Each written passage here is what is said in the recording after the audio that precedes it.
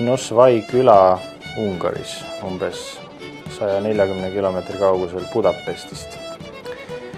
Siin elab 1800 inimest kõigest ja küla ise on väga rahulik.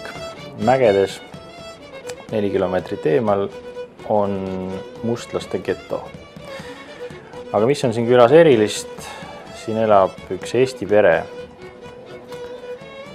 Anti Antik töötas 15 aastat tagasi Kilingi-Nõmmel sepana. Tal oli oma sepatöökoda. Kuid siis sai tal Eesti elust põhjalikult villand. Ta võttis pere kaasa, kohvritäie sularaha ning põrutas kusagile Ida-Euroopasse uut kodu rajama. Pärast 2 nädalast seiklust jõudsid nad siia ja nüüd on ennast siin väga hästi sisse seadnud. Antikute pere on Ungaris kujunenud lausa meediastaarideks. Ungarlased küsivad, kuidas on see võimalik, et keegi tuleb lihtsalt niisama siia elama. Anti Antik teeb endiselt sepatööd, kui tema kirg ja hobi on veini tootmine. Selles teeb ta silmad ette isegi vanadele tegijatele.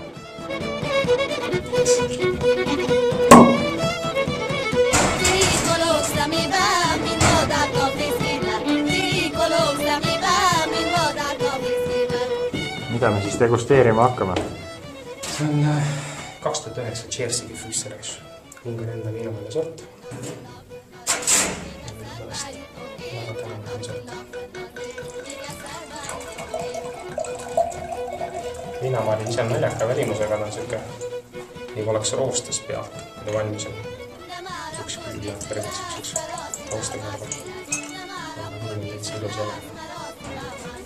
See on reptiilne vein. Nii palju kui võimalik teha üksusväärselt käimas keskkonnas.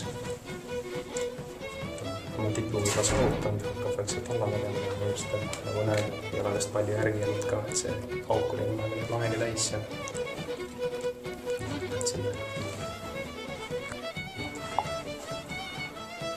noh, see on stilistlastel sepiga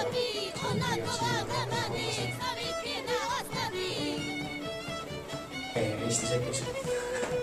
Ungari maale on tegemist tõesti sepisega, mitte nagu Eestis tihti peale kannus poes saada sepis, mida mina kutsun 3 löögi sepiseks, kus on laseriga välja lõigatud ja siis 3 nurga pilte korraga laamriga löödud ja nii oleks peale.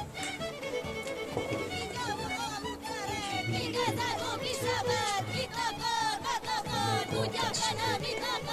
täiesti nagu voolitud ja lapsed vastu inimesed võtavad.